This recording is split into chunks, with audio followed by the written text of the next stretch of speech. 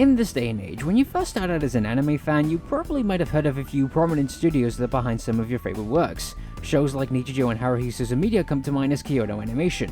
Demon Slayer and the Fate Stay Night #ignore the spin-off series stem from Ufotable, and Studio Mappa, by which are mostly well known for...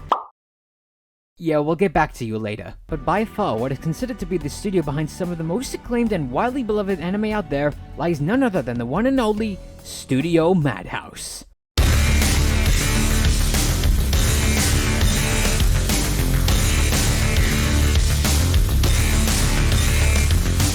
For those in the know, Madhouse has been, for argument's sake, one of the biggest householders in the anime industry for a long time, and it has garnered quite the track record for being in production with a lot of shows/movies that are well regarded as the best to ever consume in the anime sphere. Examples like Black Lagoon, Trigun, Monster, Perfect Blue, Summer Wars, and even Death Note have been staples as to what anime in general should be categorized for the average newbie. And even compared to the other stuff that has come out in recent times, what with how lately both the animators and the audience ourselves are going through this...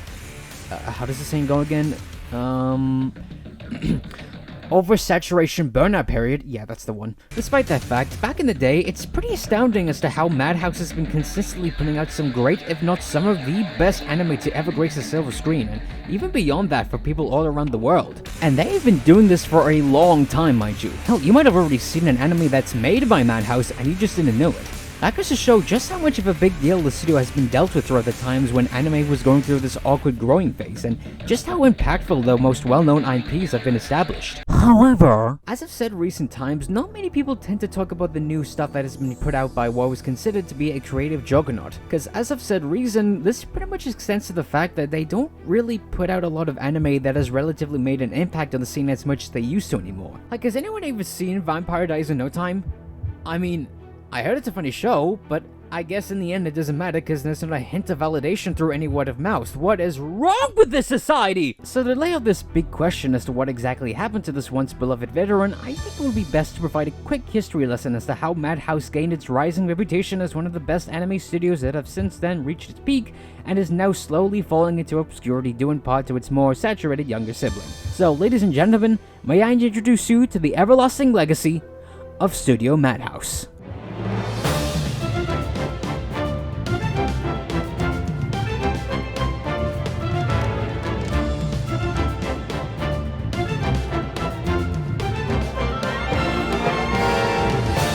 So to begin with what Madhouse was like beforehand, we're gonna have to go back, and I mean way back, to the year where the studio was first founded, 1972. A year where things were beginning to change in the anime industry, and it's also the time where 3 ex-animators decided to leave their pre-established company and establish their own studio, and these founders were Masaru Maruyama, Osamu Dezaki, and Yoshiaki Kawajiri, all of whom which had one thing in common is that they were previously working as animators for a well-known company called Moshi Productions, a studio that you may or may not have heard of at this time, but if there's one anime that you've definitely heard of that have come from there, it's Astro Boy. There you go, Astro Boy, on your flight into space. So yeah, they were basically working for the guys that kickstarted the whole anime movement to begin with, so that's a nice thing to acknowledge at least. However, over time, due to the increasing financial struggles with budgeting concerns, it wasn't long until the company was inevitably heading straight into imminent bankruptcy, which therefore led to many workers leaving the company and thus create their own production studio en masse. And that's an important thing to remember, as it not only marks a sudden shift to anime production going forward, but it marks the point for said workers that left would go on to become the founders of many established studios that go on to earn their place as one of the most highly reputable makers of anime. Most of which that have essentially transcended the landscape of what anime overall is represented in the modern day. And surprise surprise, one of the said founders of course will be the trio that first established Madhouse. Now, the fact about Madhouse at the time was that while it didn't have a cutthroat releasing schedule on other anime compared to Mushi Pro, one thing that needs to be noted is that they have several assets that benefit from production without needing to go into financial debt, such as able to co-animate several shows with the likes of Toei and TMS Entertainment, both of which would go on to certify their place in the anime world, but we're just gonna be sticking with Madhouse for this video. And for a while, they did have a good thing going throughout their initial start as an early brought up establishment for who were once veteran animators that have now since gone on to become the people responsible for not only greenlighting new projects in between planning, but were the main producers for what is to become one of the most important figures in the world of anime. And of course, this would go on to solidify that statement 2 decades later. This is the decade where things were starting to look up for Madhouse, as they are now beginning to find their place in anime with many different projects that not only made an impact over the community at large during the 90s boom era, but even with the likes of a couple of works that are beloved by many anime fans gathered to this day, such as Cardcaptor Sakura and Trigun. But this also relates to the fact that when this studio acquires an opportunity to animate something, you know they're gonna go all in on the action, and Maruyama is arguably the sole catalyst for that transition. Now, considering the fact that while most studio heads whose main priority is just to overlook the production set by multiple teams in-house, Maruyama, on the other hand, does it to a slight degree. But more importantly, whenever a new project comes around, he always sets his main role as the producer/coordinator. Plus, he even tends to give support and help out those who are just starting out in their directorial roles, which is just...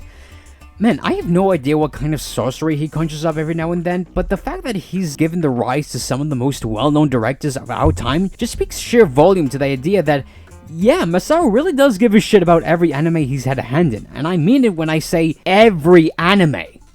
Okay, well, not all the time, but this is thought that counts. And what more iconic director could you ever have the opportunity to work with a guy that embodied the term passionate about creativity?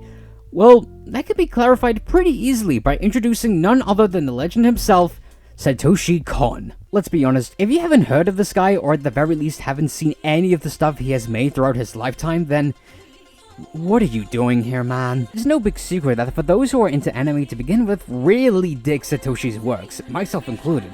And with the established works being Perfect Blue, Millennium Actress, Tokyo Godfathers, Paranoia Agent, and Paprika, it's really not that hard to see why. With how he depicts many varied subjects on each of his works that focus heavily on the aspects on what makes us human, some of which can be really unsettling, it's a pretty big no-brainer for those who are looking for something more introspective on just how far ahead we have gone towards gathering ourselves as a quote-unquote high-functioning society altogether. Not to mention that they've also garnered many influences for directors that are proactive on the Hollywood scene. That's how you know you've made it big time as a creative. And it is such a massive tragedy to see him go so early, because honestly, he has such a good track record when it comes to anime, and I sincerely hold him up to high regards as one of the most important directors of our time. Now, going back to Madhouse, well, it's not a surprise for anyone to know just how much high-quality anime they have made throughout their time working as an active studio. It's honestly quite miraculous as to how so many remarkable talents have stemmed from their placements in the industry thanks to the involvement of the many resources at the time that helped them realize their visions as they go on to create more bigger, ambitious projects. I'm talking Masaki Yuasa, Mamoru Hosoda, Araki Tetsuro, Natsume Shingo.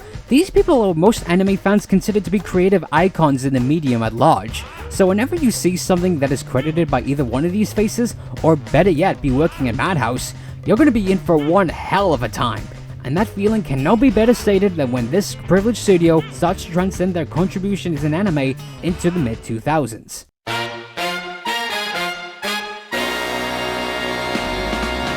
So remember when I said how the late 90s were a period where Madhouse was starting to form a pact and is now getting to know their shit when it comes to making anime quality-wise?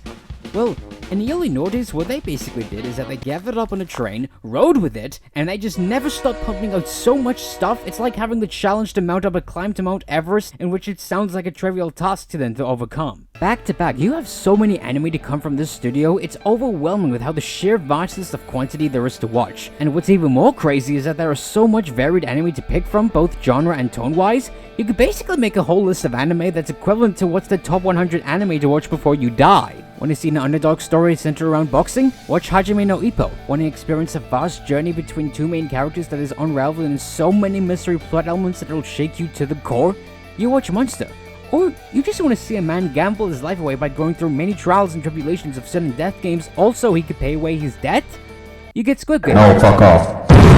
Kaiji, Ultimate Survivor. Simply put, there was just no shortage of how so much anime was being put out by Madhouse throughout this period.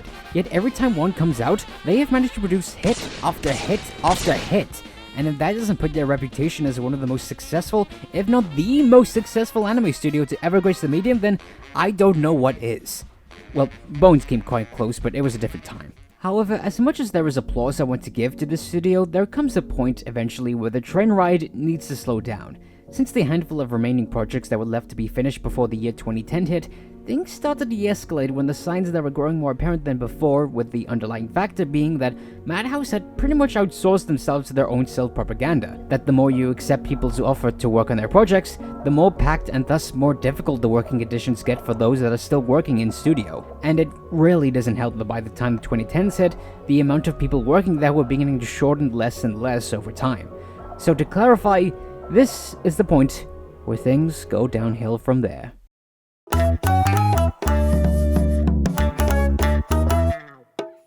While the starting decade did mark a turning point for this privileged studio to fall underway, that wasn't to say that Madhouse didn't start off well by putting out some huge heavy hitters to pin down what the anime community wanted at the time. For example, both Masaki Yuasa and Mamoru Hosoda returned to the director's chair one final time at Madhouse by making what is arguably some of the best works to date. And I'm pretty sure that most of you watching will most have definitely seen or at least heard of Hunter x Hunter and One Punch Man, both of which have made huge impact on the anime psychosis, rendering as household names in the medium respectively. Therefore, the only reasonable question to ask is simply just, what happened? Well, frankly, there were a couple of answers to help reassure that, so I'm just gonna try and lay it out to all of them. For starters, at the beginning of the decade, the chairman at the time, Masuo Maruyama, decided to leave Madhouse and start a new company on his own, which we will get back to later. Unsurprisingly, this left a whole lot of employees at the former studio to be rendered nervous and confused, since without their most experienced producer on the meeting board, it inevitably made things harder for the studio to find new projects and deciding which one they should go either full in on adapting or creating an original anime. In which it thus prompted many well-off veteran animators like Yuasa to just up and leave the workplace as well, whether it's finding a new company on their own volition, or just simply following in Maruyama's footsteps in his recently founded studio, which is cathartic to say the least, since not only was he placed in the top position of Madhouse, but even before the time he departed, he was the beating heart and soul of the entire operation to begin with. So, if he wasn't there at Madhouse to greenlight the shows that people wanted to bring their full bridal imaginations to life, then who else will? Also, if it wasn't obvious at this point, one of the other reasons that led to Madhouse's eventual demise was the fact that they have made way too many shows that marked even a hint of what they were fully capable of back in the day. Sure, there were still some anime that were worth fully discussing in the later parts of the decade, but even that wasn't enough to fully bring Madhouse back to its glory days. Now, with their resources in animating being more limited now than ever due to the ever-shifting workflows throughout not just the studio, but many other ones that were present throughout the 2010s. And to add to that frustration even more, you're probably wondering whether you should ask, but Migs, One Punch Man had tons of resources to stem from Madhouse. How could you say they were limiting when they were still going at it like the good old days? Well, yes, but also no. Now, don't get me wrong, while the production value on the first season overall is amazing, that's really not to say that it was all Madhouse that handled the adaptation staff-wise. Instead, you basically got a handful of freelancing animators like Shingo Natsume serving as a director, whom, by the way, was already well-versed in animating many other fantastic works like Space Dandy. Simply put, the whole aspect of bringing One Punch Man to animated form was mostly thanks to its fully dedicated staff that already had a hand in other departments, and not the studio itself. It just so happens to represent the building that they were working under. All in all, while I do still put out more anime later down the line, it soon became clear that Madhouse just wasn't what it used to be anymore, with not only having most of the major players going on to do their own projects, but with the anime industry ever changing throughout the past decade, this unfortunately left the studio falling behind when it comes to maintaining sustainability as both a company that approaches solid work placements and a place that used to bring so many great anime for the average fan to immerse in. And by the way, would you believe me that even at the start of the turning decade, they were responsible for turning one of Marvel's biggest properties into an anime? Yeah, so in case you haven't noticed it already, it did not work out that well. It's really no wonder that they have fallen off the way that they did, but maybe there's still hope left. After all, you're probably guessing by now as to what was the studio that Masuo Moriyama has founded exactly. And this all leads to the one studio that you're all too familiar with, Studio Mappa.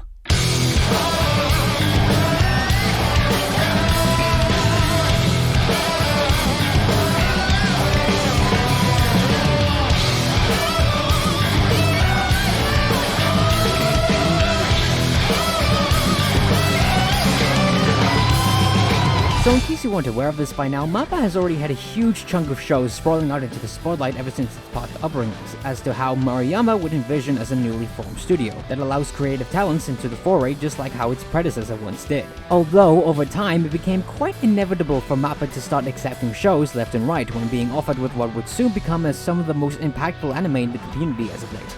such as likes of Chainsaw Man, Jujutsu Kaisen, and the final season of Attack on Titan. However, even despite being the conglomerate studio it went on to become what it is now, it soon became evident later on that it just went into retreading the same mistakes that Madhouse once did. One, that instead of relying on production committees for big profitable companies, MAPPA was first created as an opportunity to work with many creative talents in the industry in order to meet the sworn vision that they were striving towards making. To put it in more simpler terms, Moriyama wanted to go back to the good old days where he is largely focusing on what makes anime. And while I can't give him enough credit for those intentions, but when it comes to discussing the elephant in the room, it was as if Maruyama was going through deja vu, even though he was clearly trying to steer away from what happens when a production gets more successful. With the eventual rise of the company comes bigger resources. With bigger resources comes new chances to make more anime, and making more anime leads to profit. If it ain't obvious by now, this album cover sums it up perfectly well. While the blame is not entirely pinned down by the studio itself, whereas the executives leading the charges turns out to be greedy shitheads who attempts to churn out as much anime as possible, which is just speculating, by the way, but it more so had to do with the fact that now, anime in general was becoming even more popular now than ever, and has branched out to the point where it's on an international scale. As a result, it just made things harder for not just MAPPA in particular, but now most modern studios that follow the same method of just trying to get a single anime workload out of the way, just so they can move on to the next one. And that thought to me is just a really depressing way to think it over, especially when you have to consider the overbearing conditions of working in a corporate office where animators are constantly suffering from burnout, being paid low wages, and just all the other problems that stem from the ordinary workplaces in Japan, which are sadly not too all uncommon. Just to be clear, I'm not planning to delve further into this whole mess because that's not what this whole video is about. What I'm saying here is that when it comes to trying to break away from the usual trends in the form of what anime is like, MAPPA didn't really have a choice in this matter. Instead, they merely adapt to those trends, hence why it seems as though eventually, once it crosses its prime, MAPPA will likely meet the same pace as Madhouse once did. I mean, with just how many memes and forums that's been spreading the internet as of late, it's pretty safe to say that this is a white flag, and that just makes it all the more sadder for what might have potentially could have been if it weren't for the sole rise of more profitable anime to come out in the ongoing decades soon after. So if you've gone this far into the video, you're probably wondering what the question is that you've been chewing up until this point. What now? Well, to be honest, I have no clue, considering the fact that finding a great anime for you personally nowadays is like trying to find a diamond in the rough, and that's not even looking into what sort of studio is making that certain anime or what the team was behind what before that. Well, even as I'm writing this, Madhouse is still putting out anime to this day, although with a lot less creative team members taking the hold from the studio and more of the spotlight shining on MAPPA as the next biggest placeholder of anime to cherish viewers around the world. Or maybe the next punching bag, whatever you think is appropriate. Yet, even despite falling out of irrelevancy in the present day, I think it would do the community a disservice if we decidedly chose to ignore all the massively great works this once beloved studio has churned out throughout the years.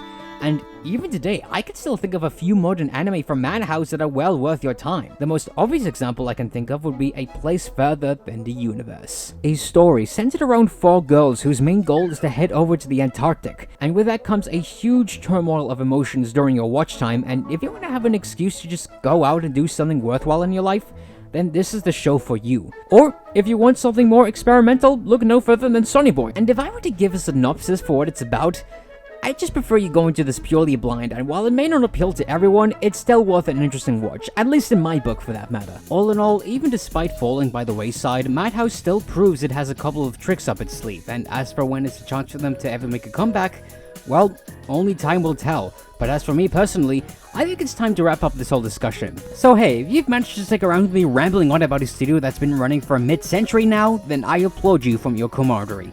Thanks for watching my video, and thus, I shall see you all next time.